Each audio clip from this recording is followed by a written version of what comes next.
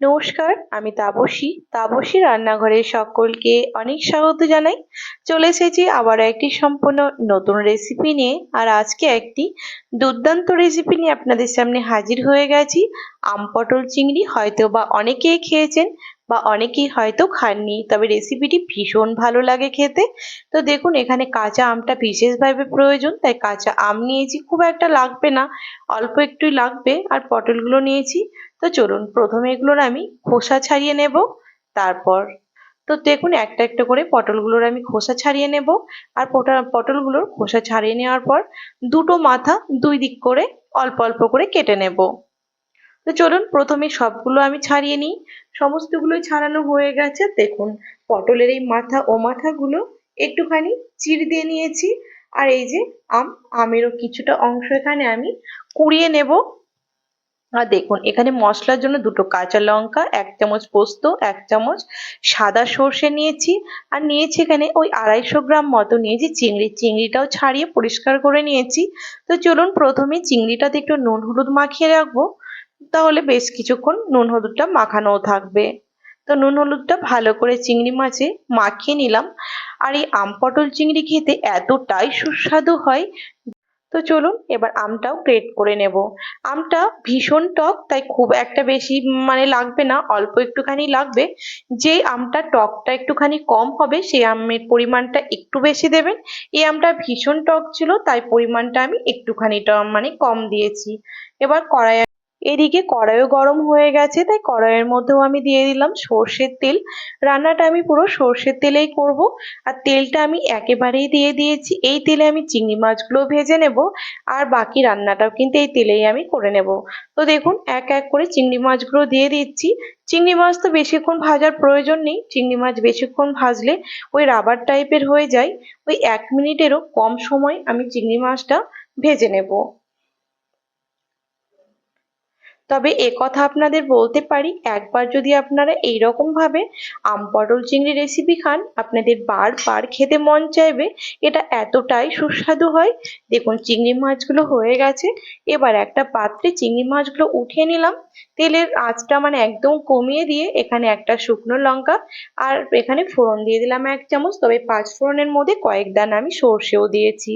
ব্যাস, দেখুন ফোড়নটা সুন্দরভাবে হয়ে গেছে, খুব সুন্দর একটা স্মেল বেরিয়েছে। এবার পটলগুলো আমি এক এক করে এখানে ছেড়ে দেবো এই তেলে। তো পটলগুলো সব ছেড়ে দিয়ে পটলগুলো কিন্তু আমি হালকা করে আঁচটা মিডিয়ামে দেব। তারপরে পটলগুলোকে ভালো করে এখানে ভেজে নেব। অবশ্যই পটলগুলো ভাজার সময় আমি চাপা দিয়ে দিয়ে পটলগুলো ভেজে নেব। আর দেখুন, পটলগুলোকে একদম মিডিয়াম আঁচে দেব আর ভালো করে ভেজে নেব। দেখুন, সুন্দরভাবে কিন্তু পটলগুলো ভাজতে ভাজতে নরমও হয়ে গেছে, জানেন। পটল ভাজাটাও যেমন সুন্দর হয়েছে, আর চাপা দিয়েছিলাম পটলগুলো খুব সুন্দরভাবে নরমও হয়ে গেছে। এবার দিয়ে দিচ্ছি আমি পরিমাণ মতো হলুদ। তবে এই রান্নাটাই হলুদের পরিমাণটা একটু কম দেবেন। অতিরিক্ত কালারটা একদমই খুব একটা ভালো লাগে না। হালকা কালারটাই এই রান্নাটাই বেশি ভালো লাগে। তো এখানে পরিমাণ মতো নুন আর হলুদ আমি দিয়ে দিয়েছি।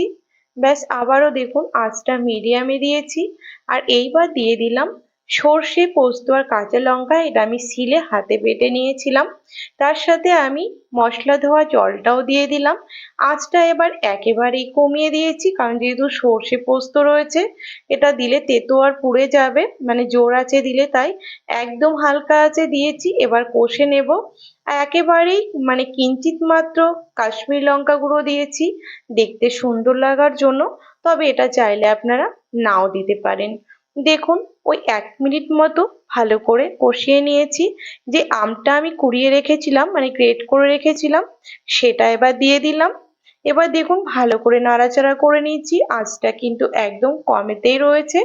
এইবার আমি এখানে ওই 1 মিনিট মতো ঢাকা দিয়ে দেব, তাহলেই কিন্তু আমটা সেদ্ধ হয়ে দেখুন পটলের সঙ্গে সুন্দরভাবে আমটা কিন্তু মিশেও গেছে। দেখেছেন, পটলগুলো কিন্তু একদম নরম হয়ে গেছে। এ মতো পটল কিন্তু এমনি খেতেও ভাতের সঙ্গে বেশ ভালো লাগবে। এবার চলুন, এখানে যেহেতু একটু মাখা মাখাই করব, তাই ওই মশলা ধোয়া যে বাটিটা, ছোট বাটি, সেটাতে করেই 2 বাটি জল দিয়ে দিলাম। ব্যাস, এবার ভালো করে নাড়াচাড়া করে নেব। দেখুন পটলগুলো কতটা ছিল আর নরম হয়ে গিয়ে কিন্তু কতটা কমে গেছে। এবার কিছুক্ষণ ফুটেও গেছে, এবার ভেজে রাখা চিংড়ি মাছগুলোও দিয়ে দিচ্ছি। দেখুন এখানে ভেজে রাখা চিংড়ি মাছগুলো সব এখানে আমি দিয়ে দিলাম। এবার ভালো করে খুন্তি দিয়ে নাড়াচাড়া করে দেব। দেখুন দেখেই কতটা সুন্দর লাগছে, খেতে জানেন অসম্ভব ভালো লাগে।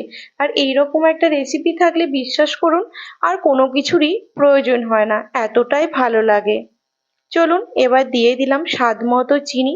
যে কোনো রান্নায় তো চিনি দিলে তার টেস্ট কিন্তু একটা অন্যরকম আসে। কয়েকটা কাঁচা লঙ্কাও দিয়ে দিলাম। এই কাঁচা লঙ্কার মধ্যে হালকা হালকা যে একটা টক ভাব রয়েছে সেটা ঢুকে গেলেও বেশ ভালো লাগে ভাতের সঙ্গে খেতে। চলুন ঢেকে দিই 2 মিনিটের জন্য, মিনিট 2 ঢেকে দিলেই হয়ে যাবে।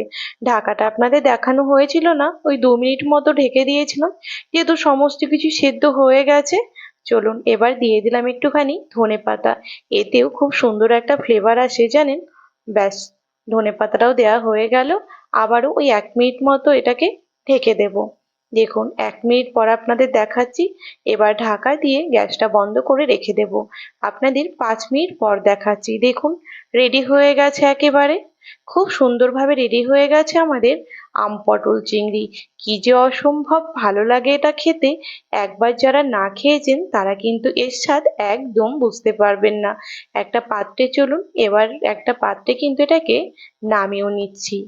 তো যারা এখনো আমার চ্যানেলটিকে সাবস্ক্রাইব করেননি তাদের অনুরোধ জানাচ্ছি, যারা ইউটিউব থেকে দেখছেন প্লিজ আমার চ্যানেলটিকে সাবস্ক্রাইব করে পাশে থাকা বেল আইকনটি প্রেস করবেন, যেন আমি নতুন ভিডিও আপলোড করার সাথে সাথে নোটিফিকেশন প্রথম আপনাদের কাছেই পৌঁছে যায়। আর যারা ফেসবুক পেজ থেকে দেখছেন প্লিজ পেজটিকে ফলো করে দেবেন।